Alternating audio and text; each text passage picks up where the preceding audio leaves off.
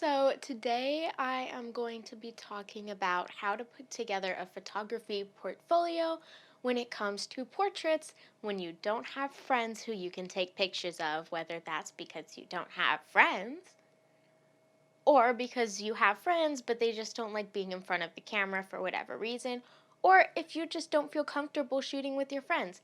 Sometimes it can make things more nerve wracking instead of less. For most people, it's a lot easier to shoot with friends, but for some people, it's a lot harder. And I feel like that really depends on your friend group and who you're friends with, which that's synonymous, but that's besides the point.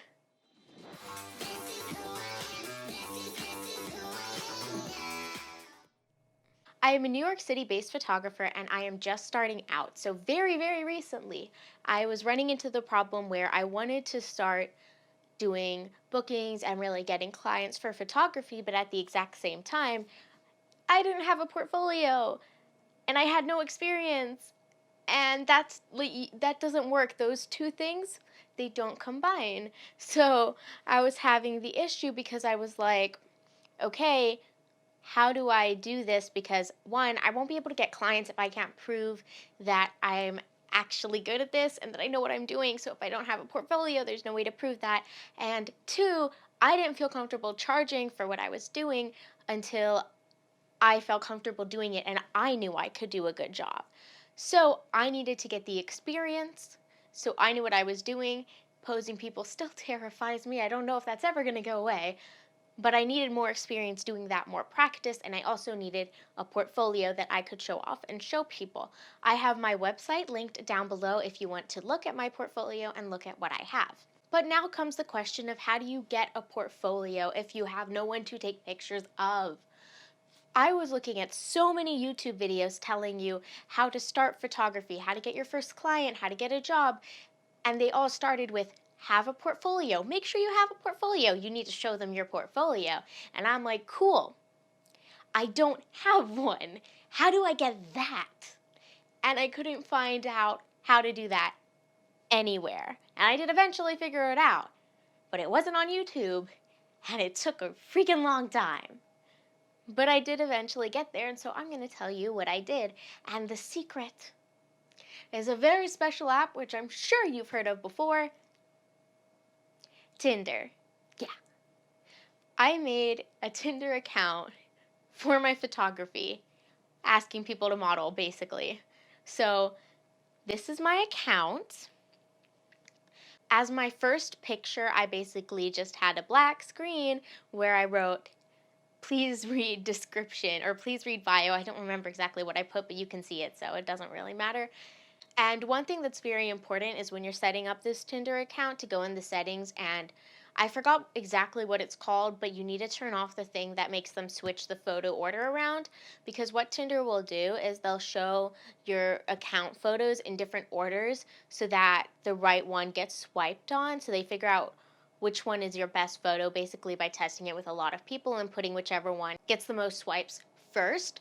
But I don't want them to do that because I want to make sure people see that please read bio thing before they see any of the pictures, because the pictures are not what you would normally see on Tinder basically. So you need to make sure you turn that off. And so then people will see the please read bio picture first.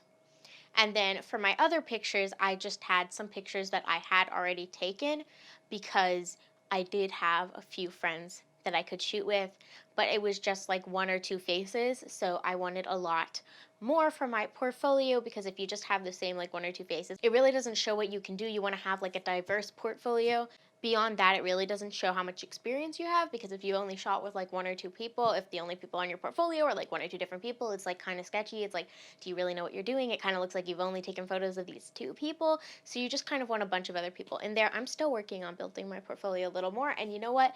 You never stop. Even like the most professional photographers, they're still building their portfolio because they'll switch out some of their old works with newer works as they are getting better and better. So I'm doing that too. I switch out old photos with new ones all the time.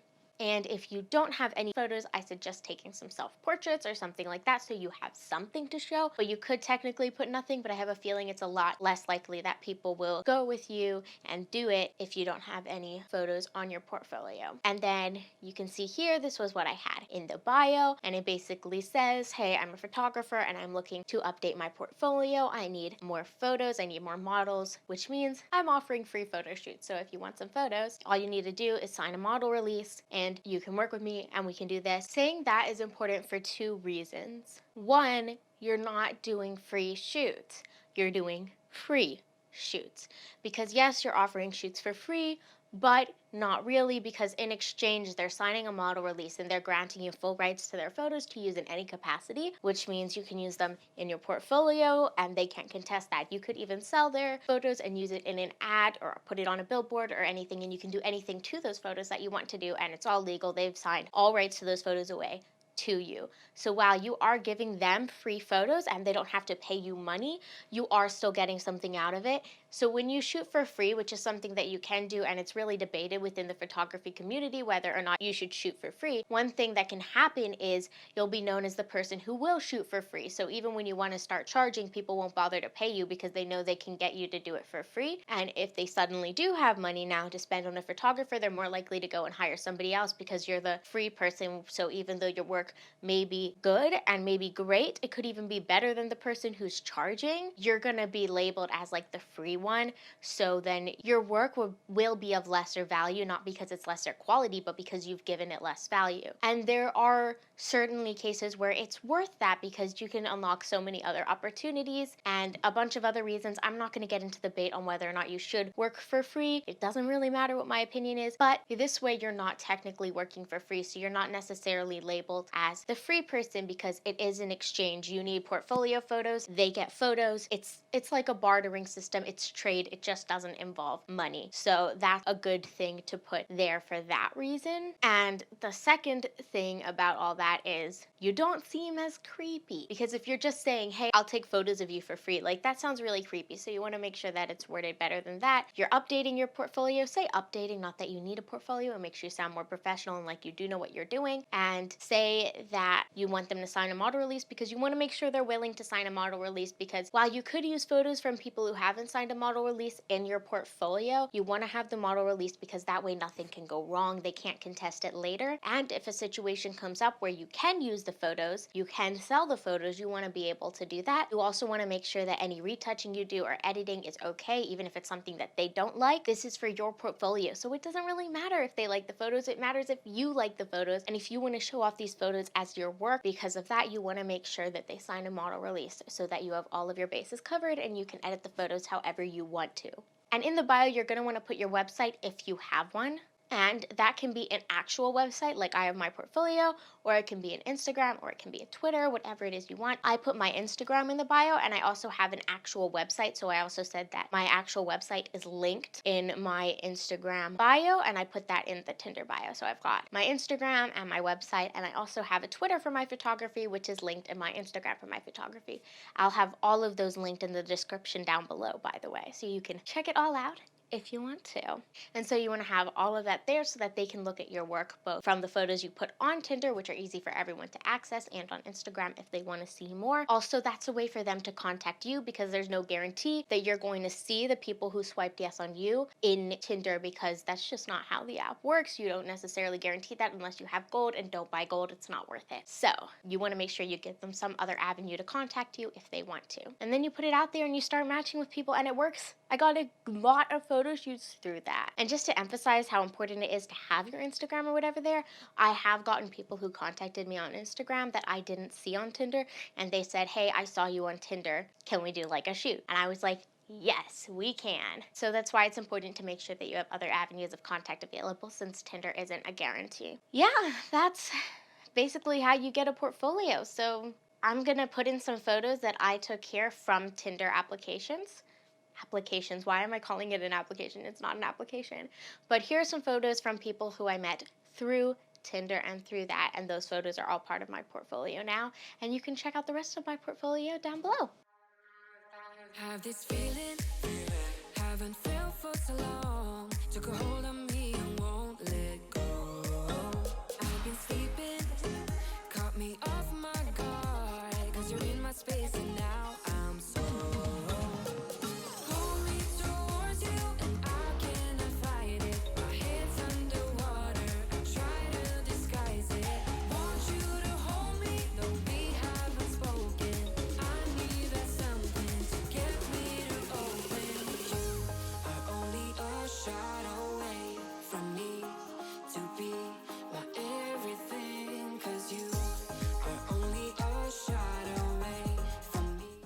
thanks for watching. I post a lot of different types of content on my YouTube channel, but I am trying to specialize a little bit more. I want to put more photography videos out as well as more NYU based videos since I am an NYU student. So if that's something you're interested in, go ahead and subscribe. Please don't base me only on the stuff that I already have out because I am planning on curating what I'm doing a little more, but I do mainly do vlogs and photography content of some kind. I don't have photography content up yet. This is my first piece of photography content, but there will be more to come. Have a nice day.